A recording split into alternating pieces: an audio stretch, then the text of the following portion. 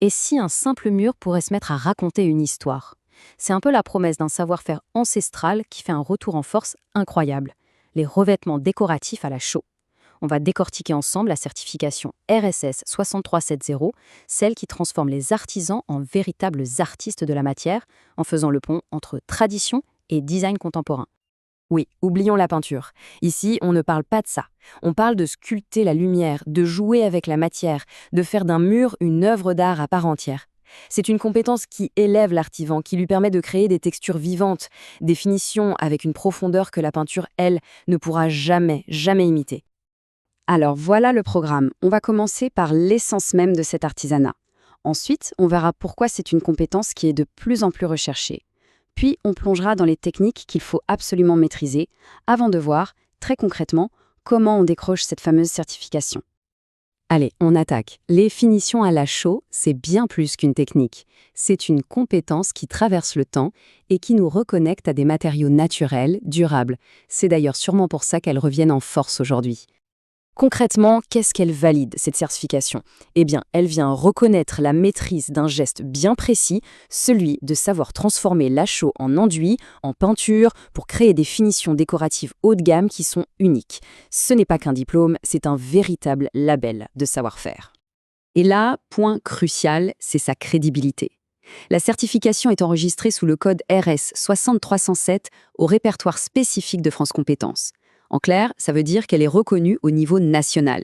Et ça lui donne une vraie valeur, une vraie légitimité sur le marché du travail.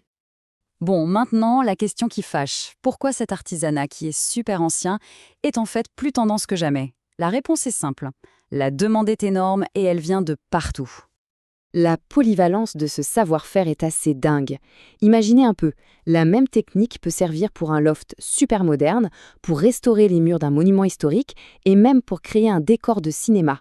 C'est un art qui s'adapte à tous les univers. Et alors, qui sont les clients? Eh bien, la demande, elle explose. Ça vient des architectes qui cherchent de l'authenticité, des particuliers qui veulent une maison qui ne ressemble à aucune autre, mais aussi des hôtels, des restaurants ou des grandes entreprises qui ont compris que leur mur, c'est une partie de leur image de marque. D'accord, on a bien compris l'opportunité. Maintenant, voyons un peu ce qu'il faut apprendre pour maîtriser ces techniques. Comment on passe de l'idée à l'exécution parfaite? 178 heures. Et attention, ce n'est pas juste un chiffre, c'est le temps de l'immersion totale.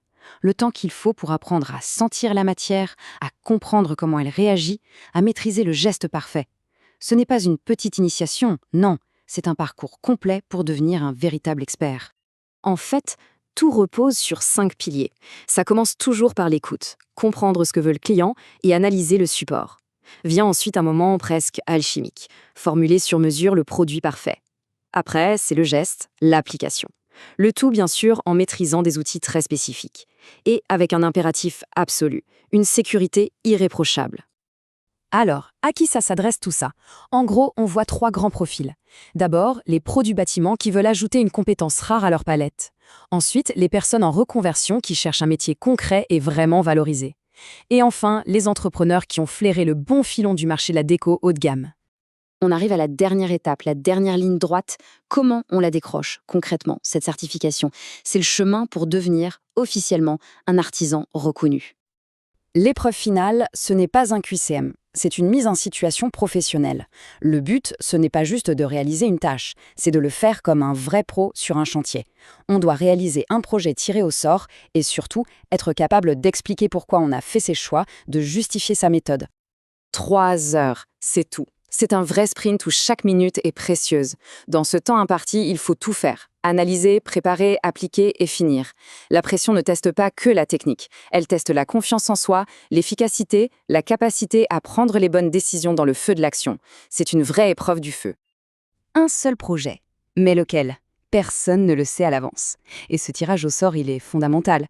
Il ne s'agit pas de réciter une leçon apprise par cœur, mais de prouver qu'on sait s'adapter, que la maîtrise est bien réelle, et pas juste préparée pour un seul type de scénario. C'est le test ultime de la polyvalence. Et à la fin, le verdict tombe avec ce chiffre, 12 sur 20.